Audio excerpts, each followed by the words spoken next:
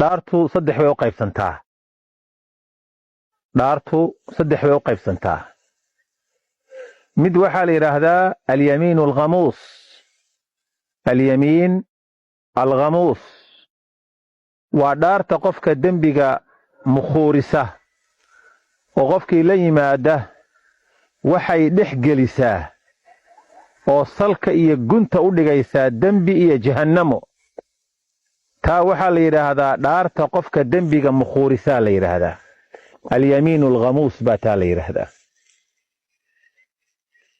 dhaarta caynkaasihi waa dhaarta uu qofku ilaahay isagoo og oo kas u bareedhaya uu been ugu dhaarto. ilaahay uu been ugu dhaarto isagoo kas u bareeraya. waa dhaarta uu qofku gaar ahaan salaada casar iyo waa markay sii daran tahay qofkii bacmushtarka ahaa ee ganacsadaha ahaa inuu badeecadiisii ku yidhaahdo maalan badeecadiisii uu yidhaahdo wallaahi shaygan intaasaa la iga siiyey, iyadoo ay beentii tahay uu rabo inuu ku suuq geliyo oo si dadku uga iibsadaan oo u rumaystaan. shaygana intaa uu sheegaya aan laga siin oo ay beentii tahay oo ku socodsiiyo uu rabo. dhaartaasi kafaara gud ma laha iyadu.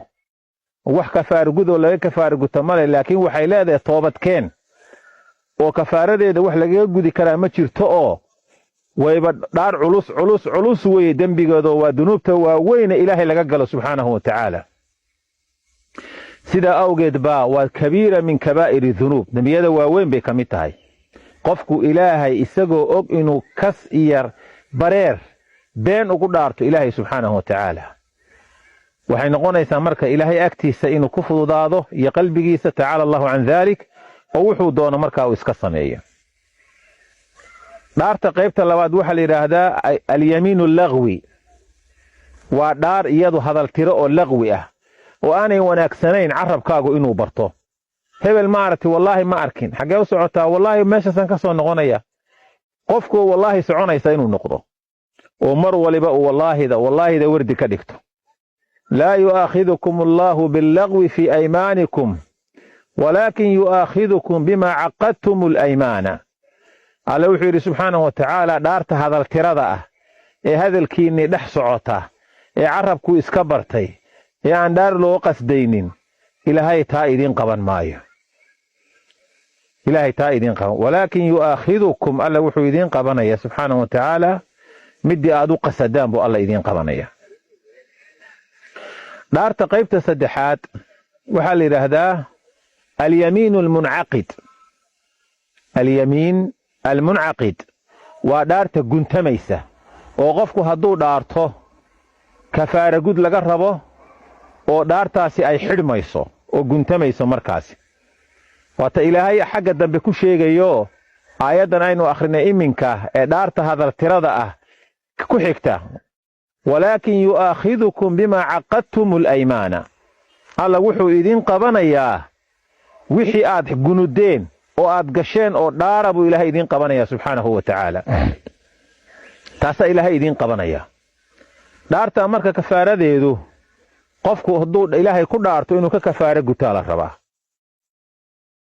haddii uu maaragtay markaa dhaartii inuu sameeyo ay noqon weydo oo kafaara gud inuu la yimaado ay noqoto, waxaa laga rabaa inuu kow itcaamu 10 masaakiin, 10 miskiin inuu quudiyo, aw kiswatuhum, ama inuu 10 miskiin arad bixiyo oo u labiso, ama inuu addoon xoreeyo. saddexdaa qofku kii uu samayn karo ikhtiyaar buu u leeyahay. saddexdaa haddii uu qofku awoodi kari waayo baa ilaahay wuxuu yidhi faman lam yajid fa siyaamu 3 ayaamin. qofkii markaa aan isagu helin oo markaa ay u suuroobi weydo inuu 10 miskiin quudiyo, ama 10 miskiin uu arad bixiyo, ama uu addoon xoreeyo, qofkay u suuroobi weydo baa ilaahay yidhi subxaanahu wa tacaala, qofkaasi wuxuu soomayaa 3 maalmood. daalika kafaaratu aymaanikum. kaasi waa dhaarihiinna kafaara gudkooda baa ilaahay yidhi subxaanahu wa tacaala. waa dhaarihiinna kafaara gudkooda. qofkii markaa u suuroobi weydo 3 cisho haddaad doonto soonkooda waad xidhiidhin kartaa haddaad doonto soonkoodana sigta kala go'go'an oo maalma u dhaxeeyaan waa u soomi kartaa adiga 3 cisho inaad soontid unbaa lagaa rabaa daalika kafaaratu aymaanikum idaa xalaftum taasi waa dhaartiinna kafaara gudkeeda marka aad dhaarataan baa ilaahay yidhi subxaanahu wa tacaala haddaba walaalayaal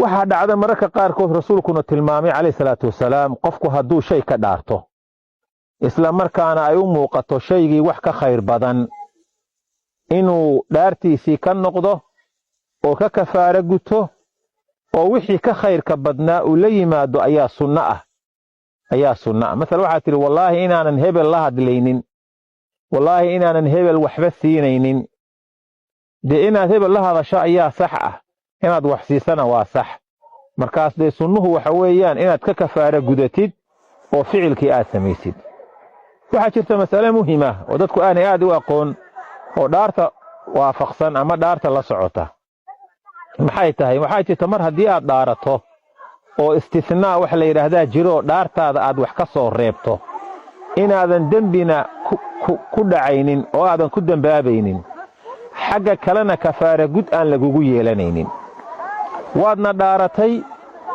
dhaartaas aad dhaaratayna qaab baad u dhaaratay qaabkaasa haddaad u dhaarato oo dantuba kalifto kafaara gudna lagaama rabo dembina ma gelaysid qaabkaasi muxuu yahay masalan waxa hebel ninbaa qof baa ku yidhi ii kaale ma ii imanaysa haa waa kuu imanaya run ii sheeg wallaahi waan kuu imanayaa in shaa allah waad dhaaratay marka wallaahi waan kuu imanayaa in shaa allah haddii ilaahay doono ilaahay qadartii qofkii umaba aadan tegin sidaa awgeed dhaartaasi kafaara gudna lagaama rabo kumana aad dembaabaysid waxaan marka isku baraarujinaynaa dhaaraha inaynu ilaalinno oo maxaan ku idhaahdaa qofku ilaahay aanu ciyaar ugu dhaaran oo dhaarta badan iska ilaaliyo qofku dhaartana dhaartiisa u ilaaliyo waxfaduu aymaanakum dhaarihiinna ilaaliya buu alla leeyahy subxaanahu wa tacaala inaha aan ku soo ururinno ilaahay ay naga aqbalo innagiyo waalidkeena allah u dambi dhaafay intii muslin ahba